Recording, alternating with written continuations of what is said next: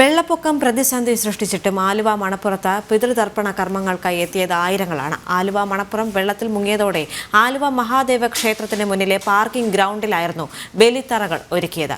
ചേലാമറ്റം ശ്രീകൃഷ്ണസ്വാമി ക്ഷേത്രത്തിലും വെള്ളപ്പൊക്ക ഭീഷണി ഉണ്ടായിരുന്നെങ്കിലും അനേകായിരം ഭക്തരാണ് ബലിതർപ്പണം നടത്തിയത്.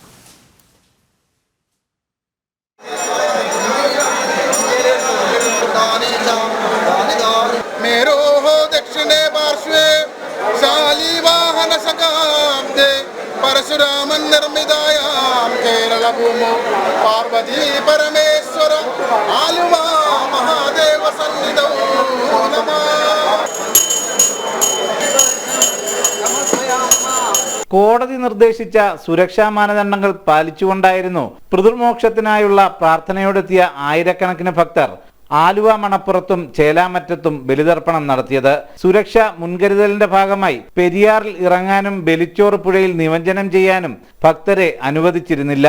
പുലർച്ചെ മേൽശാന്തിയുടെ കാർമ്മികത്വത്തിൽ തിലഹവന നമസ്കാരവും മറ്റും ആരംഭിച്ചിരുന്നു. കാലാവസ്ഥ സൃഷ്ടിച്ച പ്രതിസന്ധികൾക്കിടയിലും കൂട്ടായ പ്രവർത്തനത്തിലൂടെ പിതൃതർപ്പണം സുഗമമാക്കാനായതായും ഇത്തരം പ്രതിസന്ധിയിലും സൗകര്യപൂർവ്വം ബലിതർപ്പണം നടത്താൻ ശാശ്വത സൗകര്യമൊരുക്കുന്ന കാര്യം ദേവസ്വം ബോർഡ് ആലോചിക്കുന്നതായും തിരുവിതാംകൂർ ദേവസ്വം ബോർഡ് മെമ്പർ പറഞ്ഞു.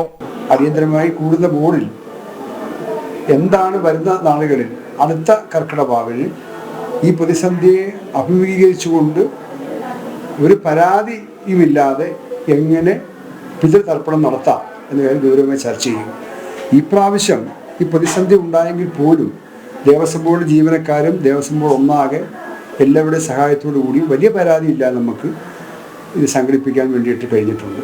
ചേലാമറ്റം ശ്രീകൃഷ്ണസ്വാമി ക്ഷേത്രത്തിലും പുലർച്ചെ മുതൽ ബലിതർപ്പണം നടത്താൻ നൂറുകണക്കിന് പേർ എത്തിച്ചേർന്നു.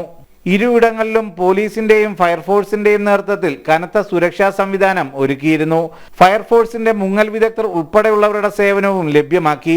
ചികിത്സാ സഹായത്തിനായുള്ള മെഡിക്കൽ ടീമും സജ്ജമായിരുന്നു.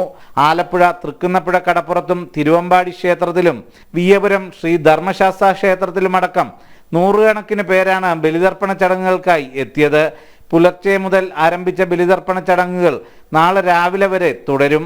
കടൽ പ്രക്ഷുബ്ധമായ സാഹചര്യത്തിൽ കടൽ തീരങ്ങളിൽ ബലിതർപ്പണത്തിനെത്തുന്നവരുടെ സുരക്ഷയ്ക്കായി പോലീസ്, ഫയർഫോഴ്സ്, കോസ്റ്റ് ഗാർഡ് എന്നിവരുടെ നേതൃത്വത്തിൽ സുരക്ഷാ സംവിധാനങ്ങൾ ഒരുക്കിയിരുന്നു.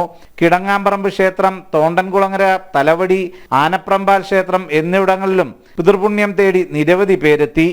ജനം, കൊച്ചി.